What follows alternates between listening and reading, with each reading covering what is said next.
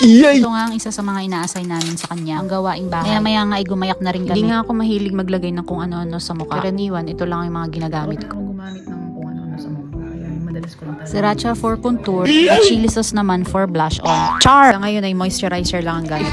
Akala mo naman talaga na beauty expert yan. Kapananghalian nga nito nang gumagaya kami. Ngayon ay wala pa naman masyadong ganap. May work nga si Kevin kaya kaming dalawa lang ni Ezra ang namasyal. Finally, hindi na patong-patong yung damit natin.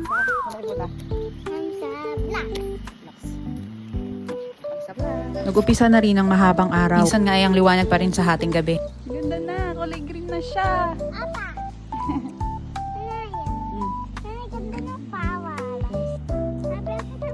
At dahil summer break nga, sinusulit na rin talaga naming lumabas. Habang maganda nga ang weather at makalanghap na rin kami ng sarili. Medyo napahanga nga tayo nito. Parang nung nakaraan lang yung mga puno, pwede mo nang pamparikit kasi puro sanga na lang. Talagang tuyot na tuyot siya. Kahit nga yun nasa mismong gilid ng bahay. Ngayon green na green, ang sarap sa mata at nakaka-relax din. At mabalik na nga tayo dito. Habang naglalakad nga kami niyan, bigla ko na lang na-miss yung Macau. Bukod sa malapit sa Pinas, yung paglalakad ng safe, mga palaruan na libre at equipment na pang exercise. Isa nga ito sa pinaka nagustuhan ko sa abroad. Second country ko pa lang to na pinag-stayan. Pero mapapansin mo talaga na hindi nila tinitipid yung outdoor playground para sa mga bata. Sa Rayala sana kami pupunta nito. Yun ang isa sa pinakamalapit na mall dito. At siguro nga paglalakarin may aabutin ka ng mga 15 to 20 minutes pag may kasama kang bata. Since wala naman kaming sasakyan, kaya batak na batak kami sa lakaran.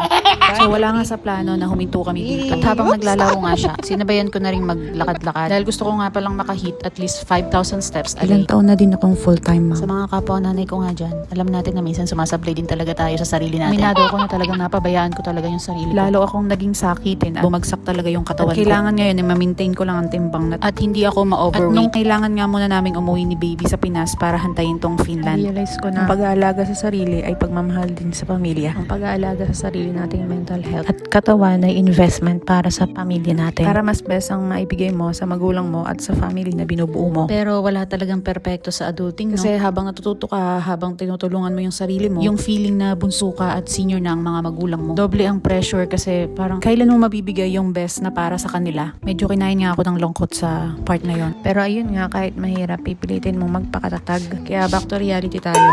Ito nga si Bagets. Ang sabi niya gusto niya sa blacks. Tapos, sabi niya I changed my mind nanay kasi it's so much fun here. Na-confirm, babae ka talaga, magulo eh. Pero after nun, nagbago ulit yung isip niya. Gusto naman daw niya magpunta sa blacks. Pero bago yun, nag-picture-picture muna Kaso nga, napansin ko, parang may nawawala. Asan na yung bilog mo? Kanya. Sa dala-dala niya. Patiti! Makakita pa kaya or hindi po. See you next video. That's all. Cheetos